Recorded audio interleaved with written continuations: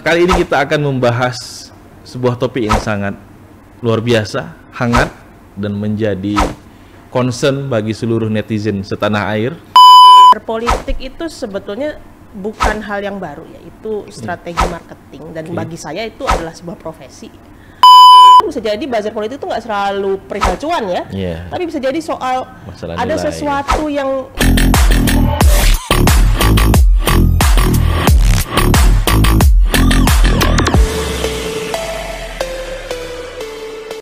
Halo loskat sekalian, kembali lagi dalam acara Sriwijaya Cast. Say low, say it loud.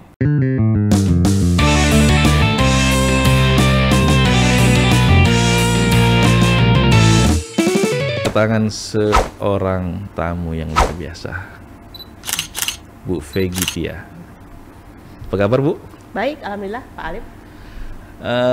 Mungkin bisa diceritakan secara singkat profil Bu Vegi, latar belakang pendidikan, hobi.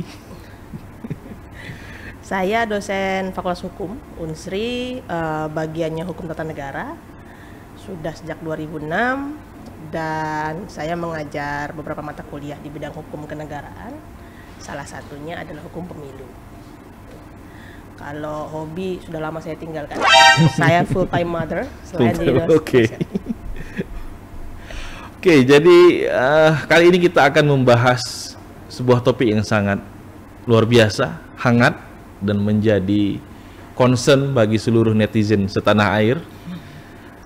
Topiknya tentang buzzer politik. Jadi Bu Vegi, kira-kira apa sih buzzer politik itu? Buzzer politik itu sebetulnya bukan hal yang baru ya, itu strategi marketing dan bagi saya itu adalah sebuah profesi karena sebenarnya cara kerjanya sama seperti promosi oleh sales dalam kegiatan marketing, cuman produk yang dipromosikan itu bukan cuma barang dan jasa, tapi bisa jadi tokoh, politisi atau isu tertentu. Jadi tadi kan Ibu bilang bahwa buzzer politik itu suatu pekerjaan yang sebenarnya biasa, dan kemudian tadi juga mention pekerjaan nih, buzzer politik itu pekerjaan. Apa memang sudah ada industrinya tuh buzzer politik itu? Sebetulnya industrinya sudah ada. Ini sebenarnya bekerjanya supply and demand ya. Bahwa ada kebutuhan untuk mempublikasikan dan mempromosikan tokoh karena ada keterbatasan sumber daya. Beberapa public figure yang punya banyak follower, banyak pengikut, itu kan kemudian juga dipandang menjadi salah satu bagian dari cerita besar ini. Bagaimana mempromosikan tokoh-tokoh tertentu untuk kemudian punya dari sekedar popularitas menjadi punya elektabilitas. Ya, buzzer ini bisa jadi mengambil mereka yang memang kalangan selebriti, yang memang sudah populer dengan harapan popularitas menjadi elektabilitas. Bisa juga dari tokoh-tokoh yang memang dia punya banyak follower di sosial media, ya, entah dia follower, para influencer, TikToker, Telegram yang followernya banyak dengan harapan para follower ini akan menjadi voter. Bisa dikonversi jadi voters. Tapi bisa juga sebetulnya buzzer itu tidak selalu para yang punya banyak pendukung ya. Bisa jadi sekelompok komunitas, volunteer, relawan, tapi sangat aktif campaign, sehingga menjadi kegiatan yang rutin dan ini kemudian membentuk opini. Ya, rutinitas itu kalau misalnya komunitas itu membesar, ya dia bisa appeal dengan para public figure dalam hal kemampuan mempengaruhi opini publik. Tapi apakah buzzer politik ini konteksnya hanya selalu politik? Nggak bisa kemudian kita kembangkan misalnya dalam konteks dunia lain, bisnis dan seterusnya? Berangkatnya dari strategi bisnis sebenarnya. Hubungannya ke situ ya? Iya, berangkatnya dari strategi bisnis, cuman komoditasnya. Komoditasnya bisa tokoh, bisa juga isu tertentu. Atau ide juga mungkin? Iya, betul. Ide tertentu. Baik itu ide dalam artian mengembangkan ide itu atau justru mengcounter ide.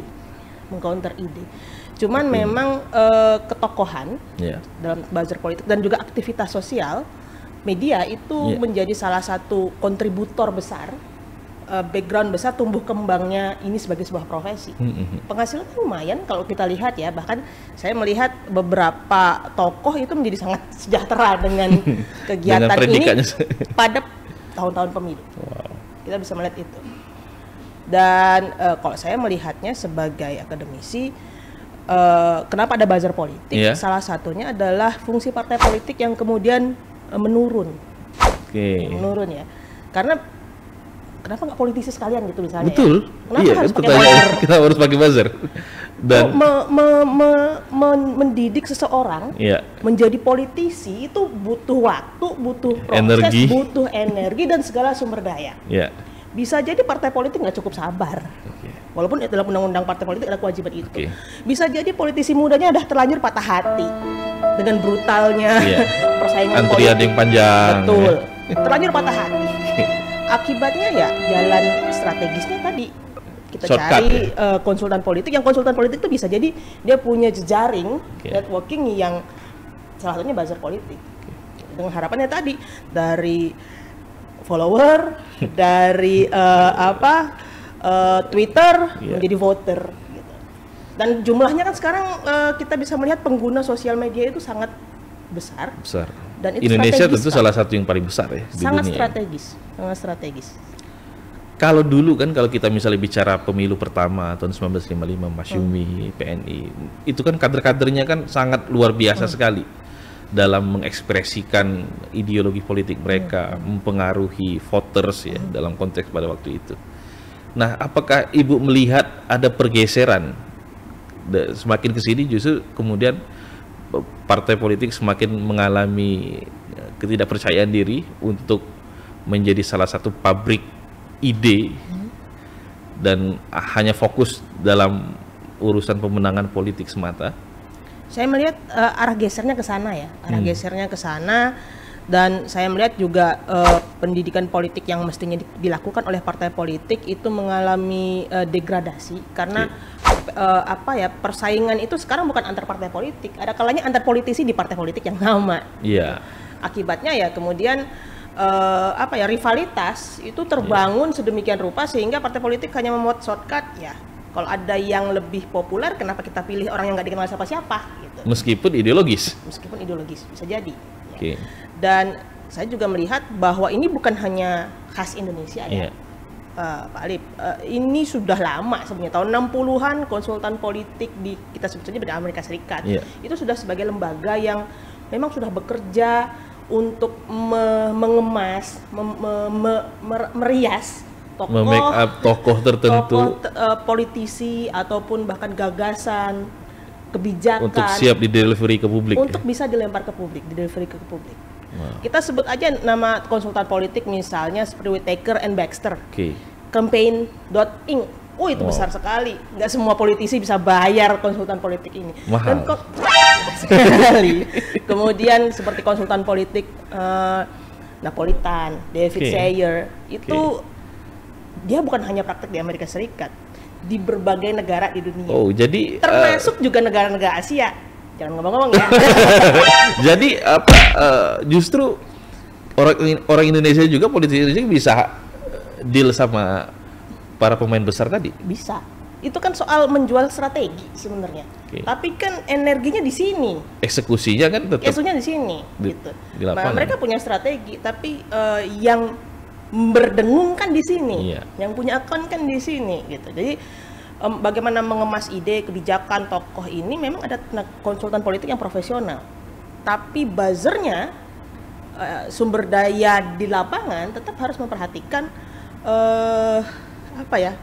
kalau saya mau sedikit cynical, kearifan lokal lah, yang memang punya banyak follower di sini. Ya sekali-sekali skincare, sekali-sekali bapak itu, sekali-sekali ide soal itu kan gitu. Terus dalam pandangan Bu Vegi, kalau dalam konteks Indonesia ini siapa saja nih pemain-pemainnya nih, orang-orang yang kemudian bisa kita sebut sebagai buzzer politik? Sebetulnya buzzer politik itu tidak, kalau di Indonesia ya belum dilihat sebagai sebuah profesi seperti halnya profesi dokter atau profesi yang sudah established sebelumnya ya, tapi sebagai lembaga konsultan itu sudah ada. biasanya dia bekerja sama dengan juga dengan judulnya tokoh-tokoh- konteksnya lembaga konsultan. Iya, konsultan politik ya, Oke. konsultan politik. Tapi kalau konsultan politik ini kan punya jejaring, jaring buzzer ini tadi. Iya. Dan sebetulnya nggak semua buzzer itu feedbacknya berupa outcome, berupa uang ya. Oke. Tidak selalu, bisa jadi para relawan. Karena punya kesamaan SDM, view, punya kesamaan value, Iya. sehingga mendukung salah satu tokoh atau sebuah kebijakan atau sebuah isu. Dan ini menariknya adalah dewasa ini perkembangan teknologi itu memungkinkan para buzzer ini tumbuh kembang, terutama di kalangan pemilih yang generasi saat ini, Yang melek teknologi. yang melek teknologi, yang Native punya beberapa native akun digital, sosial, beberapa akun sosial. Komunitas-komunitas virtual yang membesar ini kan kemudian menjadi lahan ya buat pertumbuh kembangnya buzzer ini. Dan bagi saya itu membungkus pencitraan menjadi sebuah yang marketable itu nggak ada kelirunya sih sebenarnya menurut saya ya, value-nya. Cuman persoalannya kan menjadi persoalan serius manakala diskusi itu menjadi debat kusir. Ya. Karena apa? Karena kemudian para follower ini menjadi lover dan para oposan ini menjadi hater. Dan love and hate relationship itu kan rumit ya. Apalagi kalau kita bilang politik nasional itu kolosal sekali dramanya. Dari zaman jebot ya. Iya, dari zaman Alif sampai zaman wow. Begitu urusan love and hate itu begitu. Padahal politisi sendiri mungkin santai. Biasa aja, mereka ngopi biasa, tapi ngopi biasa, buka puasa bareng. Iya, saling ngeblok, ya karena berdengungnya itu sudah masuk ke ranah-ranah privat, gitu. Berdengungnya, buzzingnya itu sudah sampai ke ranah privat. Padahal politiknya politik nasional. Gitu. Politiknya nasional yang di sini nggak ada impact secara langsung ya terhadap kehidupan pribadi. Baik, luar biasa sekali, low score sekalian diskusi kita tentang buzzer politik. Tapi tentu kita akan mengelaborasikan tentang hal-hal yang berkaitan dengan buzzer politik menjadi lebih detail lagi di Selo Say It Loud.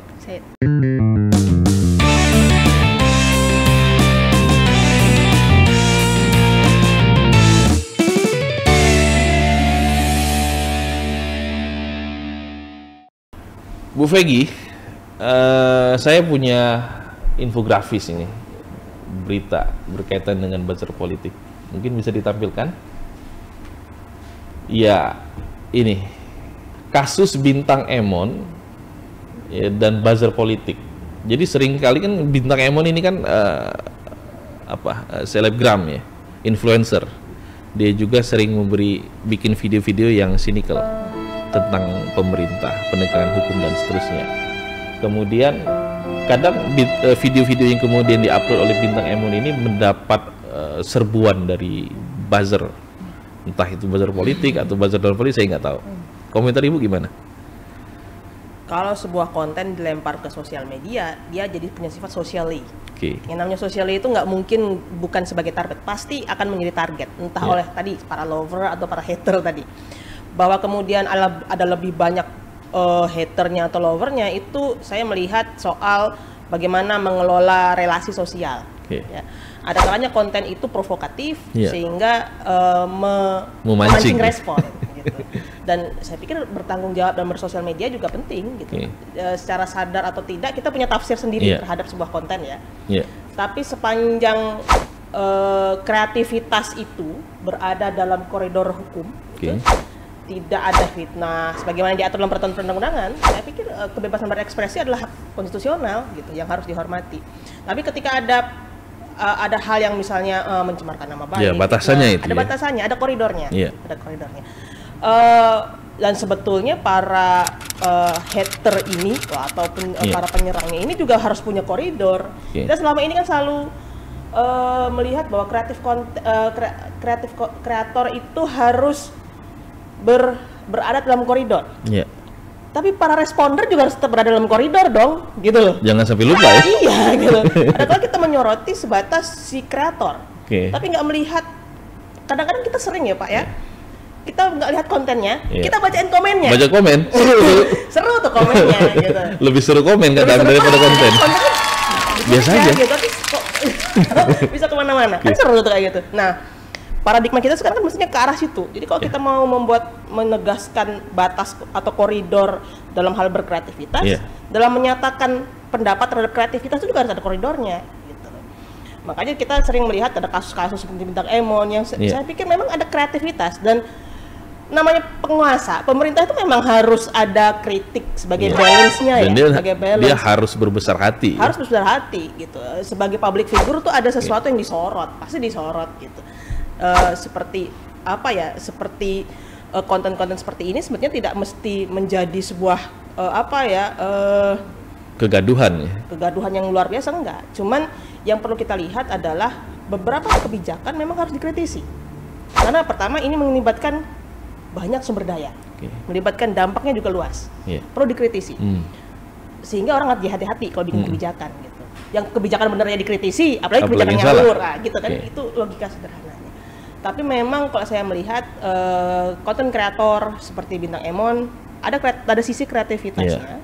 Walaupun memang beberapa konten yang diupload itu provokatif, tapi respon terhadap provokasi itulah yang membesarkan. Oke. Saya pikir kalau nggak ada yang merespon juga nggak ada yang Dan heboh justru dengan pemerintah harus berterima kasih dengan adanya Bintang Emon ya, secara langsung dan tidak langsung. Bintang Emon membantu pemerintah untuk mendelivery isu tersebut kepada publik, dan publik menjadi lebih aware. Iya. Gara-gara Bintang Emon kan. Mm-mm. Dan tidak semua yang menonton itu kemudian selalu berada dalam zona benci Iya. dan suka ya. Oke. Bisa jadi baru tahu Bener. gitu. Jadi bisa Jadi justru kalau nggak diangkat sama Bintang Emon mungkin kita nggak tahu. nggak ngeh. Kita nggak ngeh gitu.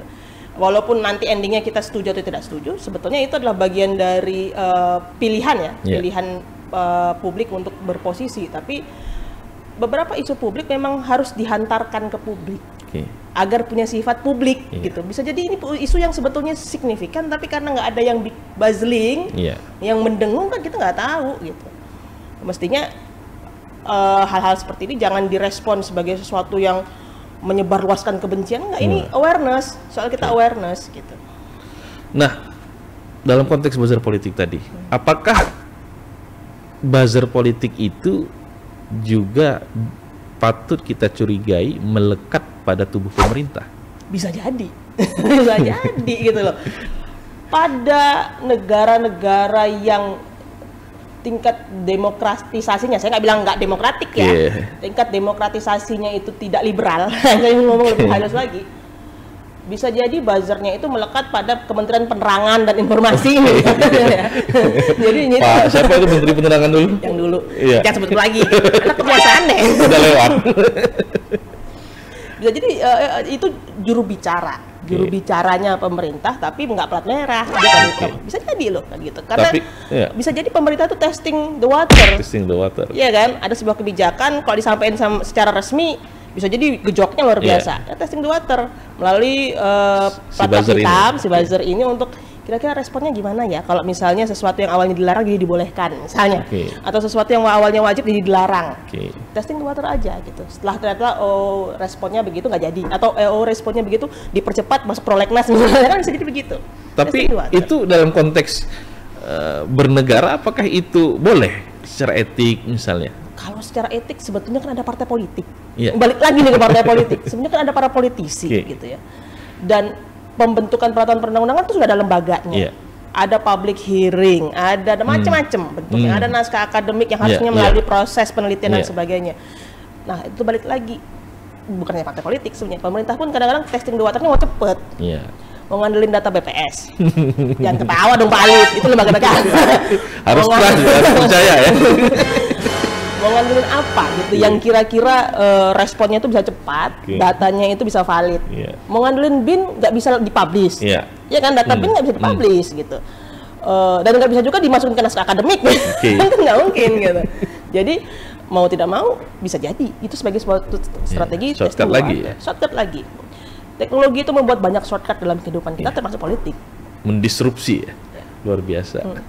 Jadi tadi kan artinya pemerintah bukan lagi patut dicurigai ya. Mungkin secara mata telanjang sudah sangat bisa kita simpulkan punya relasi khusus dengan buzzer politik.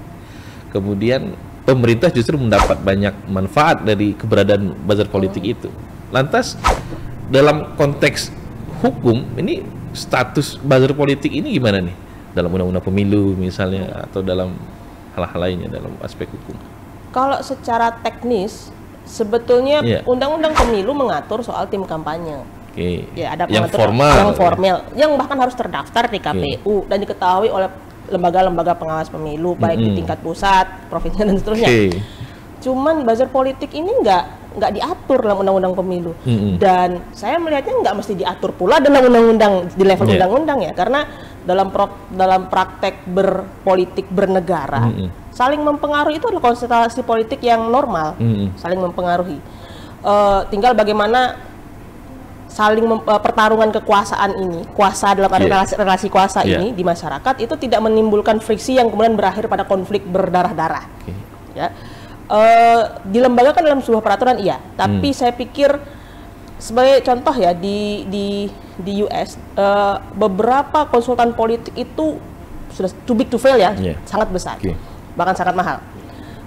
Lingkup kerjanya nggak cuman ada di US, di negara-negara lain, termasuk negara-negara maju. Beberapa konsultan politik di US itu juga bekerja di Perancis, di Belanda, untuk memenangkan pertarungan politik, dan mereka punya kode etik.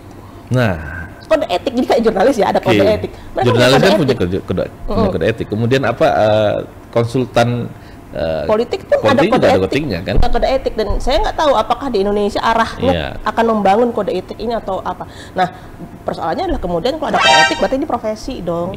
Karena kode etik itu biasanya relate-nya kan sama profesi tertentu gitu. Asosiasi political konsultan itu ada asosiasinya, anggotanya ribuan di US. Di US ya? Di US. Kok di kita kan belum terlembagakan. Walaupun kita bisa melihat seringkali konsultan politik juga ada relasinya dengan lembaga survei. Atau mereka bikin survei sendiri. Ya, walaupun kita masih bisa berdebat soal validitas hasil survei ya. Metodenya dan lain-lain. Tapi sebetulnya selain dikawal dengan kode etik, juga perlu diperhatikan bahwa sebenarnya instrumen hukum selain undang-undang pemilu kan juga ada. Ya, instrumen hukum terkait misalnya berkaitan tindak pidana umum, ada KUH pidana yang baru. Ya, ada juga ada undang-undang ITE yang sudah established walaupun kontroversial. Secara langsung itu akan beririsan ya? Sebetulnya itu beririsan, dan nanti penegakan hukumnya kan bisa mengacu pada instrumen tersebut. Gitu. Tinggal pembuktiannya saja di pengadilan. Apakah ini proses pembentukan opini saja, proses kreatif, ataukah ini ada apa ya? ada delik tertentu yang kemudian bisa ditarik sebuah kesimpulan oleh hakim gitu. Nah, dalam pandangan Ibu berkaitan dengan eksistensi dari buzzer politik ini, kan harusnya ini kan pekerjaan yang di built-in dalam diri partai politik. Terus kenapa nih? Apa yang terjadi pada politisi, pada partai politik itu sendiri sehingga kemudian mereka nampak tercerabut dari kesejatian mereka sebagai entitas politik yang seharusnya dari hulu ke hilir menekel seluruh pekerjaan-pekerjaan yang mulia tadi kan tentunya. Pertama saya ngelihat ini strategi yang tadi kalau istilah kita itu shortcut ya, strategi yang mengambil inspirasi, kalau bukan mengambil metode secara langsung dari strategi pemasaran. Kemudian mengambil tokoh-tokoh tertentu atau aktivis-aktivis tertentu untuk meningkatkan elektabilitas. Selain koheren dengan itu, kerja partai politik ini kemudian lebih berfokus bukan pada pendidikan politiknya, tapi memenangkan kontestasi. Bentuk-bentuk lembaga atau orang-orang yang berjarak ya, kalau saya berjarak dengan politik secara langsung, ini sebetulnya sebagai respon bahwa itu soal masa yang fluid ya. Karena kalau dia melekat pada politik ansih partai politik misalnya, dia tidak punya kelincahan untuk membangun opini-opini. Karena partai politik kita bisa melihat ada gula ada semut. Sudah gitu sekalipun ada ideologi di baliknya, ujungnya sama juga. Ujungnya sama juga temannya seperti mall ya, serba ada gitu. Serba ya ada. Mau yang pakai peci ada, pakai sarung ada. Jadi lebih lincah ketika berjarak berakrobatik ya. Kalau bahasanya berakrobatik ketika berjarak dengan infrastruktur politik yang resmi. Jadi masalahnya memang dengan kemasan buzzer politik ada hal-hal yang bisa dilakukan secara lebih jauh ya, dalam menjangkau grab the audience. Oke, loh sekalian, saya pikir diskusi kita menjadi lebih seru kalau sudah dikaitkan dengan pemilu. Tapi nanti akan kita bahas di sesi berikutnya. Say low, say it loud.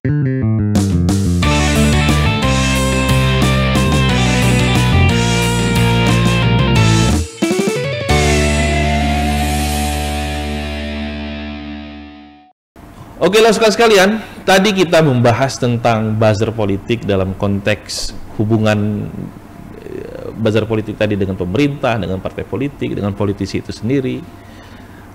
Nanti saya punya info berita nih yang mungkin sekali lagi bisa dikomentari oleh Bu Vegi. Boleh ditayangkan? Oke, fenomena buzzer politik, bisingnya media sosial hingga pentingnya pencerdasan publik. Kata kuncinya pencerdasan publik, karena biasanya buzzer ini kan membangun opini. Kemudian setelah opini terbangun, ada yang memakannya ya, opini tadi. Ada yang dengan berapi-api, dengan landasan emosional yang sangat luar biasa. Ada yang mengutamakan rasionalitas sehingga kalem. Tadi sampai kita bicara tentang di grup WhatsApp itu menjadi ladang pertempuran ya, bukan hanya di mimbar politik tapi sampai ke grup WhatsApp. Komentar Bu Vegi gimana nih? Iya, ini bukti bahwa politik itu soal intimasi ya, soal kedekatan, keintimannya, karena rupanya ketika politik itu bukan lagi sekedar high politik, bukan hanya di parlemen, lembaga negara, tapi juga dalam relasi sosial dan pilihan kita, preferensi kita terhadap aliran, tokoh, ide tertentu, itu menunjukkan bahwa politik itu daily activity, intimacy. Kok bisa sampai memblokir sahabat sendiri loh hanya karena beda pilihan presiden gitu loh. Malah sampai dari balita gitu, saking-sakingnya gitu. Padahal presiden masa jabatannya kan cuma 5 tahun gitu loh. Dia memblokir teman yang sudah bersahabat 15 tahun. 15 tahun. Itu menunjukkan bahwa intimasi politik gitu ya, preferensi politik kita. Termasuk juga ide-ide ya. Kalau misalnya Pak Ali perhatikan misalnya isu-isu yang kontroversial, legalisasi ganja, LGBT dan sebagainya, itu sebetulnya buzzernya itu pada perihal mau dibawa kemana wacana ini? Apakah berakhir sebagai wacana belaka? Atau ada peluang untuk lebih konkretisasi? Ya. Bahkan ada yang kemudian menjadi agak sesat. Saya nyebutnya agak sesat ya, agak. Sebagai contoh misalnya ya, putusan MK uji material KUH pidana, permohonannya adalah mencantumkan zina sebagai tindak pidana, mencantumkan LGBT sebagai tindak pidana. Cerita lama sebenarnya itu. Cuman putusan MK kan itu bukan kewenangannya. Tapi apa yang berdengung di masyarakat? Lebih MK dari itu ya? Pro LGBT Padahal dia nggak baca 200 halaman putusan MK yang bilang itu bukan kewenangan gitu untuk memberikan norma baru pada sebuah peraturan perundang-undangan. Tapi tagline-nya, hashtag-nya kan MK Pro LGBT dan itu lebih sadis happening ya, bagi orang lebih mulai dikenal. Lebih dahsyat. Coba kok dibicarain bukan kewenangan relatif. Itu bukan bahasa yang bisa dikonsumsi oleh masyarakat umum. Bukan sarapan kita bukan tuh. Sarapan mereka. Bukan sarapan masyarakat umum. Hashtag yang mudah diingat, mudah dikonsumsi, lebih nempel di kepala, lebih ke intimasi tadi, lebih ke daily tadi. Makanya itu kemudian kita bisa melihat sebetulnya fenomena ini menunjukkan bahwa masyarakat Indonesia itu sangat politis. Itu sebabnya kenapa politik bisa masuk ke ranah-ranah privat. Sangat politis di sini. Itu sebagai bukti. Gitu. Seberapa banyak sih keluarga yang kemudian jadi tegang harnya gara-gara pilihan yang berbeda. Gitu. Itu tahun depan ya? Iya. Siap-siap. Jangan sampai nanti kan kalau proyeksinya kan 14 Februari. Jangan-jangan harusnya kan jadi hari kasih sayang. Jangan sampai itu jadi hari berakhirnya. Jadi hari blokir nasional. Terus buzzer politik ini ke depannya pengaruhnya terhadap kehidupan berdemokrasi kita gimana? Saya pikir akan tetap eksis ya. Cuman ini menjadi keprihatinan kita ketika timbul ketegangan-ketegangan yang berakhir pada sesuatu yang tidak menjadi tujuan sebuah demokrasi. Demokrasi itu kan sebenarnya mensyaratkan ada partisipasi dan sebetulnya keterlibatan buzzer dalam politik dan membentuk opini itu sesuatu yang tidak selalu negatif. Bagi saya itu positif. Yang menjadi negatif adalah ketika tadi debat diskusi menjadi debat kusir. Kemudian voter dianggap sebagai lover dan oposan menjadi hater dan love and hate relationship itu yang kemudian membuat perpecahan di masyarakat itu menjadi konkret, dan itu resiko yang terlalu besar dan mahal untuk dibayar oleh Republik ini. Dan yang harus memitigasi itu siapa? Pertama dari regulasinya. Tentu regulasinya tidak harus secara eksplisit menyebutkan undang-undang buzzer politik, nggak bisa, tapi yang mengarah ke situ secara substansi ya. Ya, bisa jadi secara spesifik, bisa jadi nggak secara spesifik. Misalnya penggunaan media sosial dalam hal penyebarluasan ide, nggak politik kan, juga ide. Bisa juga melalui peraturan perundang-undangan pelaksana dari itu. Bisa juga diregulasi di daerah. Seringkali kan kita berfokus pada regulasi yang di pusat, undang-undang, PP, Perpres. Sementara di daerah itu sebagai peraturan pelaksana juga perlu diperhatikan. Perlu diperhatikan bahwa daerah juga sebagai garda depan dalam menghadapi masyarakat dengan berbagai sudut pandang yang berbeda. Eksternalitas dampak dari ketegangan sosial itu yang akan dirasakan itu di daerah sebenarnya. Yang merasakan secara real. Ya? Kadang-kadang misalnya pilkadanya di mana, yang ribut daerah mana gitu. Ada yang pilkada bercita rasa presiden, ada yang begitu tuh. Nah, lebih panas ya. Lebih panas gitu. Ada yang kemudian tahu-tahu dukungannya berbeda, bergeser. ada itu kan sesuatu yang menurut saya dinamis dan bisa jadi lama-kelamaan masyarakat Indonesia akan belajar bahwa teredukasi dengan proses-proses ketegangan itu. Memang nggak perlu dibayar mahal sekali ya dengan perpecahan dan pertumpahan darah, tapi kita bisa melihat fragmentasi partai politik dalam mendukung dan tidak mendukung itu menjadi pelajaran penting untuk mengevaluasi perlukah kita punya fanatisme gitu. Ada porsinya ya kan?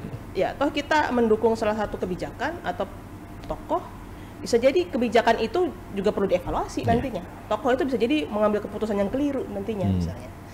Nah itu lesson learn-nya tuh harus juga disebarluaskan gitu. Nah ini kan terkait demokrasi tadi kan kontestasi presiden sudah mulai rame itu ya. Ada figur-figur tertentu yang sudah mulai melakukan warming up, bahkan ada yang sudah mendapat dukungan. Kemudian ada yang sudah saling mengunjungi, apalagi di momen silaturahim politik katanya itu kan. Itu apa andilnya tuh buzzer politik tuh? Sebenarnya kan nggak semua orang membaca media massa. Ada kalanya kita hanya baca media sosial. Cuma scroll ya, muncul tiba-tiba. Anda Pak Ali bayangin deh kalau misalnya setiap Anda bangun tidur scroll, yang Anda follow itu kan yang pertama kali nongol. Pasti gitu. Itu. Algoritmanya gitu ya? Ya, algoritmanya gitu. Nggak selalu kita mau baca CNN atau apa, nggak selalu itu yang nongol. Tapi yang kita follow, yang kita subscribe itu yang pertama kali nongol. Dan di situ kemudian kalau misalnya yang bersangkutan itu upload, ya kita dapat infonya dari yang bersangkutan. Termasuk sudut pandangnya. Sudut pandangnya, angle-nya. Sudut pandangnya.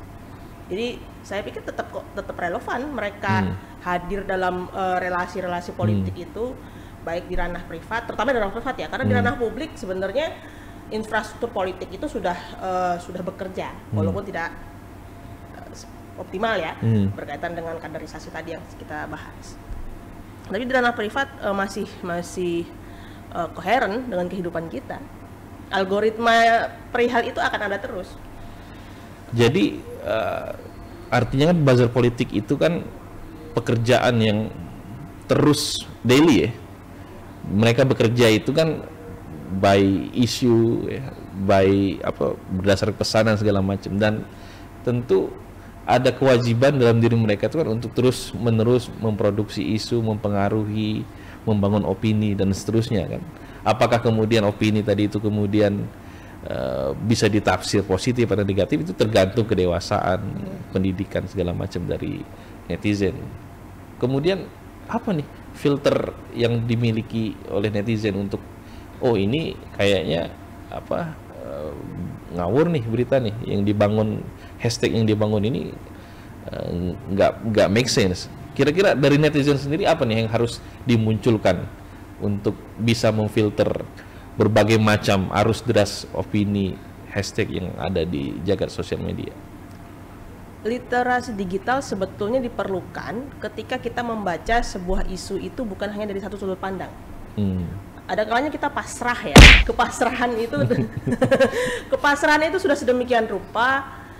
Ketika kita membaca sebuah berita dan melihat tuh kan langsung ke respon. Kadang-kadang kita nggak baca lagi kontennya, lalu timbul opini. Saya melihat misalnya sebagai contoh ya, yang saya sebut tadi tuh soal putusan MK permohonan uji materialnya KUH pidana, yang dibacakan komentar terhadap putusan tersebut, tidak membaca putusannya gitu loh. Jadi netizen mestinya melihat akarnya dulu nih, akarnya apa, nggak langsung kemudian membuat judgement. Ya, akarnya apa nih, jangan langsung ke ujung daun, akarnya dulu gitu. Mau menilai sesuatu tuh akarnya dulu, baca putusannya. Nah, membaca putusan 200 lembar, nah itu butuh energi emang sih gitu. Tapi saya pikir literasi digital itu juga diperlukan. Counternya terhadap wacana ini juga kita harus bisa berani untuk keluar dari mainstream kita pada umumnya. Bukan hanya follow para influencer yang memang satu frekuensi, tapi juga harus punya keberanian untuk juga membaca mereka yang bisa jadi berada di frekuensi yang berbeda. Gitu. Wah, legalisasi ganja ini kan nggak dilegalisasi aja sudah bisa bikin orang mabok. Coba cari dari sudut pandang orang yang membutuhkan bahan anestesi untuk penyembuhan. Coba kita berdiri di sepatu orang lain. Gimana ya bahasa Indonesianya? Jadi jangan cuma pakai sudut pandang sendiri ya. Melihat dari sudut pandang yang lain gitu. Dan berpikir kreatif itu juga butuh keberanian rupanya. Tapi kan untuk sampai ke situ kan butuh lompatan mentalitas ya. Iya, betul, lompatan mentalitas. Kan nggak mudah. Biasanya kita memfollow akun-akun yang memang satu frekuensi sama kita tuh. Denny Siregar misalnya. Tiba-tiba kita follow out of the blue mungkin Khalil Basalamah yang punya standing argumen sama sekali kontras dengan si Denny Siregar. Itu kan luar biasa tuh. Iya. Bahkan kalau kita mungkin berpikir nggak usah follow deh, nanti dia tambah pengikut lah. Memang itu. Tapi rupanya memang harus begitu ya. Ya, supaya itu sebagai kendali diri juga gitu, bahwa bisa jadi sudut pandang kita itu sudah terlampau jauh.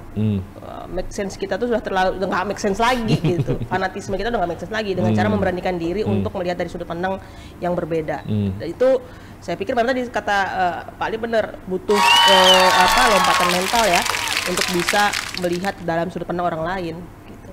Dan saya pikir kemampuan menerima realitas itu juga perlu ya. Kemampuan menerima realitas itu juga perlu. Beberapa isu kontroversial itu kan karena ada beberapa sudut pandang yang berbeda. Dan kita sudah terlanjur untuk self defense ketika pendapat kita tuh sudah langsung di counter gitu. Self defense kita tuh udah pakai berbagai jurus. Bisa jadi kita nggak tahu. Di kepala tuh udah mulai membangun tuh. Ya misalnya yang terbaru nih apa nih soal child free. Nah, itu kan. Berapa banyak sih yang mau dalam sudut pandang dia yang terkecil gitu untuk bisa melihat bahwa orang itu punya sudut pandang begitu karena dia punya rasionalitas. Ada latar belakang yang mengaruhi pemikiran dia. Bisa jadi para emak itu sebetulnya di lubuk hati tertanam juga mikir gitu. Waduh, pulang kantor gitu. Tapi di sisi lain bisa jadi meluk anak-anak dulu gitu. Orang yang child free nggak akan tahu yang begitu. Nah, cara kita untuk berani keluar dalam sudut pandang itu kan tidak mudah. Gitu ya. Keluar dari sudut pandang itu tidak mudah. Dan itu ya tadi kemampuan kita tadi yang digunakan Pak Ali benar sih, filter untuk melihat itu ya salah satunya kemampuan kita, keberanian kita untuk melihat dari sudut pandang orang lain. Nah, ada satu buku tuh Bu, The Death of Expertise, kematian para pakar tuh. Karena sekarang seluruh netizen itu sudah bertransformasi menjadi para pakar. Gimana tuh komentar Ibu? Kalau kita lihat memang kepakaran itu ada kalanya diukur bukan seberapa dia dalam memiliki pengetahuan dan keahlian, tapi kepakaran itu dilihat seberapa populer orang itu gitu. Semakin populer semakin memiliki otoritas. Bahkan dianggap otoritas itu lahir dari dukungan, bukan dari kedalaman ilmu, bukan dari latar akademik gitu. Sehingga ada kalanya ya mohon maaf kalau saya menggunakan kalimat yang keliru, baru punya sejengkal pengetahuan pun sudah berani untuk berfatwa misalnya. Itu jadi catatan penting ya buat kita, terutama di lembaga pendidikan, bagaimana kemudian mengemas pendidikan yang bukan hanya menjauhkan orang dari ilmu, bukan mendekatkan orang ilmu, tapi justru menjauhkan. Ini kan keliru ya. Membuat bahasa langit itu turun ke bumi itu memang pekerjaan penting, tapi di sisi lain membumikan kata-kata itu menjadi mudah dipahami, dicerna itu juga lebih penting lagi gitu. Baca peraturan itu kan bikin sebel ya. Tapi gimana ya cara menjelaskannya tanpa bikin kita tetap terlihat sok pinter di hadapan orang yang kita jelasin gitu. Kadang-kadang kita nggak mendengarkan apa yang dia omongin, kita udah sebel aja sama orangnya gitu, jadi nggak dengerin lagi. Nah itu persoalan yang krusial yang kalau kita lihat saat ini, kepakaran itu dilihat dari kadang-kadang bukan lagi soal seberapa banyak pengikutnya, seberapa kontroversialnya dia. Itu kan memprihatinkan menurut saya ya. Dan itu kan dilegitimasi sama media-media hari ini kan, misalnya terkait ada isu politik tertentu, nanti selebritis diminta komentarnya gimana, kemudian alim ulama diminta komentar gimana. Jadi bukan pengennya mereka untuk berkomentar, tapi mereka ditodong sama media. Diminta untuk terlibat dalam turbulensi pusaran itu. Padahal dan itu kemudian ya mereka kemudian ditempatkan secara tidak langsung sebagai buzzer sebenarnya. yang kita nggak, yang mungkin public figure itu nggak berada di ranah itu. Jadi dia seniman didorong untuk mendengungkan hal yang sudah di set up sama media tadi. Dan kepentingan itu sebetulnya bukan tidak selalu spontan, bisa jadi itu by design loh gitu. Baik, loskor sekalian, jadi tentang buzzer politik ini saya pikir suatu tema yang nggak berkesudahan ya. Kalau dibahas pasti selalu banyak hal-hal baru, hal-hal yang kemudian substansial bisa kita elaborasi. Tapi tentu kita harus memberikan suatu titik balik ya, agar isu tentang buzzer politik ini bisa kita dekati secara lebih rasional dan membuat kita menjadi lebih bijak dalam melihat realitas itu. Jangan kemana-mana, tetap di FH Unsri TV. Say low, say it loud.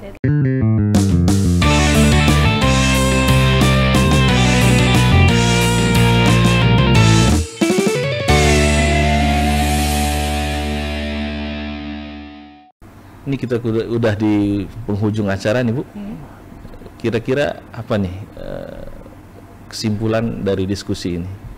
Saran dan seterusnya. Kok kayak skrip ada kesimpulan dan saran ya? Habis itu foto bersama. Jadi sebagai profesi mungkin ini baru. Sebagai profesi mungkin ini umurnya ya kalau di Indonesia ya belum established ya, tapi kalau berangkat dari negara lain ini sudah established, sudah sebagai profesi dan ini terorganisir dan menjanjikan. Tapi di sisi lain ada koridor yang harus juga dipahami dan dipatuhi. Koridor itu bernama hukum. Dan para buzzer ini bisa jadi memperoleh banyak kesejahteraan. Atau itu bayar pajak nggak tuh kira-kira? Oh enggak dong. Karena belum didefinisikan sebagai profesi. Iya, jadi nggak bisa kena PPH ya, pajak penghasilan. Tapi ada kalanya kita juga harus melihat bahwa ini sebagai berita baik partisipasi publik pada politik. Dan juga anak-anak muda ya. Anak-anak muda, keterlibatan publik pada politik. Menurut dia relate dengan dia dan dia ingin speak out terkait hal itu. Menjadi bagian dari itu. Menjadi bagian dari cerita besar yang ingin ikutan deh gitu. Karena kayaknya aku kena deh dengan tema ini. Dan menyampaikannya secara kreatif di media dan memperoleh respon itu juga ada resiko-resiko yang harus dia pahami. Baik resiko hukum maupun resiko-resiko sosial. Ada love and hate relationship tadi itu harus bisa diterima oleh si kreator tadi. Harus bermental baja ya. Betul. Nah, Dan di situ pentingnya kemudian kreativitas. Oke. Ya. Bagaimana ide itu bisa sedemikian disampaikan secara kreatif, kritik itu sangat tajam tapi tidak membunuh misalnya. Jadi perlu ini ya, kreativitas yang di atas rata-rata lah. Kalau mau mengkritik sesuatu yang sebetulnya itu konsumsinya high class, high politik, tapi bisa dijadiin sarapan di pinggir jalan. Butuh kreativitas yang tidak sederhana. Dan tentu dengan resiko yang saya sebutkan tadi. Koridornya adalah hukum dan koridornya adalah masyarakat itu sendiri sebenarnya, yang mengunyahnya, yang mengkonsumsinya. Gitu. Dan masyarakat juga harus dicerdaskan ya untuk bisa menerima informasi-informasi itu. Literasi digital itu terus perlu dikembangkan, termasuk menempatkan diri dalam posisi orang lain. Itu penting sekali. Artinya buzzer politik pada dasarnya bukan suatu yang negatif, entitas yang negatif, barang yang sesuatu yang harus kita takuti, tapi suatu ya memang sudah menjadi realitas, Bu. Dan nggak mungkin kita tolak karena ini merupakan bagian dari rangkaian yang berkesinambungan dari waktu ke waktu. Iya, jadi jangan kaget kalau misalnya zaman saya dulu misalnya kecil itu jadi apa? Insinyur, dokter. Jangan salah nih kalau anak-anak sekarang buzzer kan bisa ada YouTuber, influencer. Karena bisa jadi ya yang mereka aktivitas sehari-hari yang mereka hadapi begitu. Jadi cita-cita pun nggak jadi cuman jadi tentara, jadi dokter, jadi insinyur. Ada profesi baru karena dunia kan bergerak. Jadi untuk anak-anak muda hari ini ya ada profesi baru nih. Jadi buzzer. Jangan lagi jadi buzzer berarti ya. Tapi buzzer yang bagaimana nih yang kira-kira yang menjadi buzzer yang Pancasilais? Buzzer di area-area konflik misalnya ya, konflik horizontal berbasis SARA, buzzer yang mengangkat perdamaian itu menjadi salah satu perekat yang efektif. Beberapa misi kemanusiaan salah satunya meminta para buzzer ini untuk membawa berita-berita soal pluralitas, toleransi, dan ini saya pikir dilihat sebagai suatu upaya yang positif ya, upaya yang punya misi kemanusiaan yang perlu dibantu, didorong, bukan hanya sekedar politik ya, tapi juga persoalan kemanusiaan dan sebagainya. Karena endingnya kan politik ini bukan hanya perihal soal kepentingan, kekuasaan itu ya tidak selalu sebuah jabatan. Kekuasaan itu termasuk diantaranya misi untuk memanusiakan manusia. Luar biasa sekali nih dari pencerahan dari Bu Vegi. Ya, mudah-mudahan apa yang sudah kita diskusikan bisa memberikan perspektif baru bagi para generasi milenial dan juga para lawsuker sekalian. Dan tentunya masih ya berkaitan dengan buzzer politik ini bisa saja nanti ada sesi keduanya ya Bu ya, kalau ada perkembangan-perkembangan terbaru berkaitan dengan masalah perbuzzeran ini. Baik lawsuker sekalian, saya pikir kita sudah ada di ujung acara. Terima kasih kepada Bu Ve atas waktunya. Sama-sama. Terima kasih sudah dilibatkan dalam podcast ini. Iya, makasih Bu. Jangan kemana-mana, nanti tetap komen, like, share, dan subscribe FH Unsri TV. Mudah-mudahan nanti Sriwijaya Case Selo ini bisa menjadi ajang untuk mendiseminasi berbagai macam sumber pengetahuan. Selo, Selo.